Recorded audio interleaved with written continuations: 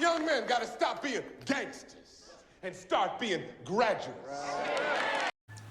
So yesterday my son was headed out to school and he was looking very dapper. He had on some light colored jeans, he had on a jean jacket, he had on a white button-up shirt, and he had on a tie.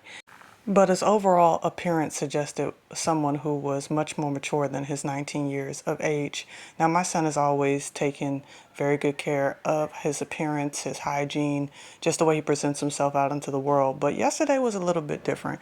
And I really didn't understand it until I came across this movement, if you will, called the quarter zip movement. Now, this is supposed to be taking young N's or YNs out of that culture and making them into YGs, young gentlemen.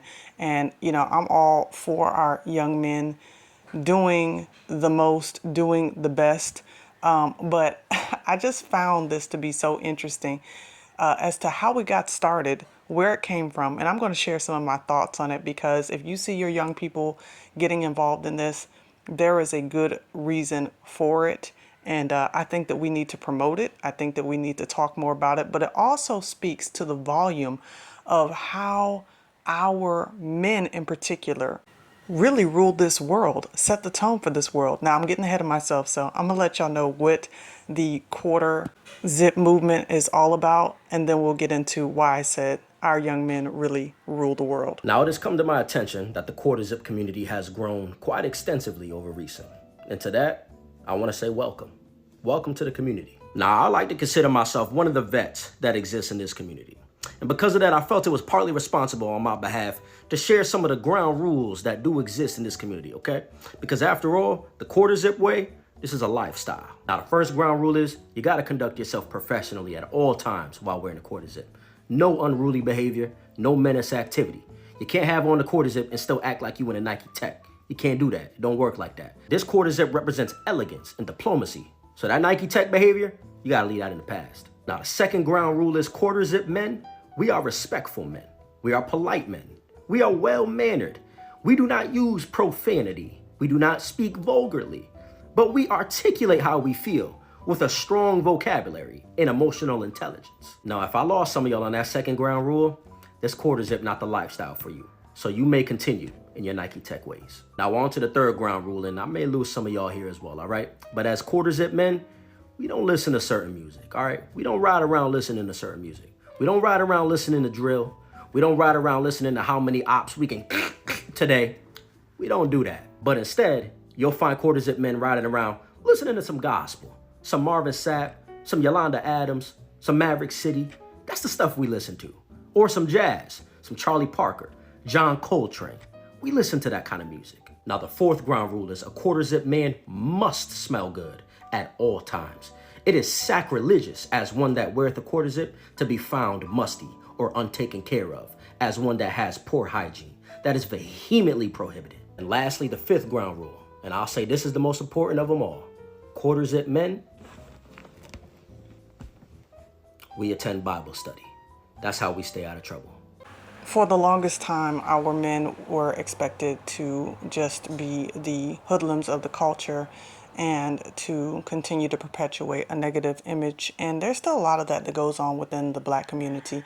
But this trend to get away from that, to do things that are actually more in alignment with who we are as a royal people, a people of high degree and pedigree, a people of academia, a people of excellence. I like that movement. But why I say it is that our people, particularly our young men, rule the world. Remember what the Jewish woman said, that the young Black population is their greatest threat, not Palestine, not Russia, not any of those countries that they're actually in war with, but the young Black men.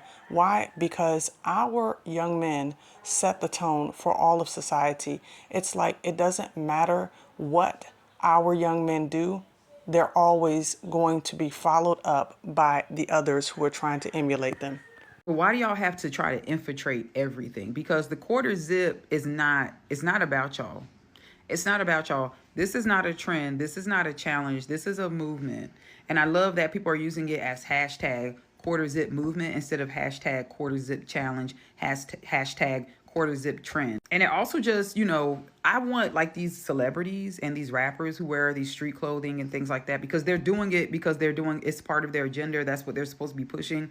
I want them to look at this and be like, huh, so we're not as influential as we used to be. No, not anymore. You're not. Not anymore. You're not. I even see in a boy who did like a before and after of his quarter zip journey. And like, y'all look so nice wearing these clothing. I swear to God, it just melts my heart, because at the same time, I've always hated the term YN. So let's use YBM. I don't care. Young black men. Like, I've despised that term. I do not use it. No, I don't let my kids use it. No. But I seen a video of this boy and he was showing it before and after, whatever. And these little white boys within the comments talking about something, oh, we started a trend. We started it. And showing their pictures. This is not about y'all. This is not about y'all. This is about removing the stigma surrounding black men. Young black boys, black men. This is what it's about. Okay? Get the matcha, get the black coffee, get the book, the suitcase, the leather watch, whatever. Do what you got to do. But I'm all for this movement. Now, as y'all see, it's nothing that we do that they're not going to pick up, that they're not going to emulate. It's like we set the trends of the world, and for whatever reason, we as a people are just coming to the awareness that our trends and the things that we put into place are what the rest of the nations are going to continue to cling on to, because they have no creativity within them. But I love the fact that this is not just a quote unquote trend, but this is a movement of young black men who are doing whatever it takes in order to elevate themselves. They're elevating themselves mentally, spiritually, emotionally, academically. I love that. And I think that we need to continue to see this pattern emerging among our men, among our young women, because the gangster and the 304 culture is really old and it's really dead. Now our young people are rebelling against the hip hop culture in droves, and it's really exciting because we've been saying this for years about how all of this stuff is toxic and is poisonous, but I believe this is the Most High's doing to elevate Judah to the royal status that we hold once again. And I am excited about this movement. But just like with everything else where it's infiltration, it's not just external infiltration, it's infiltration on a deeper level. And this young man speaks to that infiltration. And I think that he has some things that are worth hearing. The white folks found out about the quarter zip trend, so that means it's time for the black community to officially wrap it up, man. Like it's really crazy, bro, because we always have trends that pop off, and then we got like 2 weeks to maybe a month or two before it starts to get outside of the community and just gets ruined. And for a group of people that says they want nothing to do with the black community and says our culture is extremely violent and animalistic, they should be up in our culture. They should be trying to dip their hand in and out of it, trying to take from it. You know what I'm saying? And I also could go into a real full-on rant about the respectability politics around this. You know what I'm saying? But it's just like, I'm so tired of having this conversation, bro.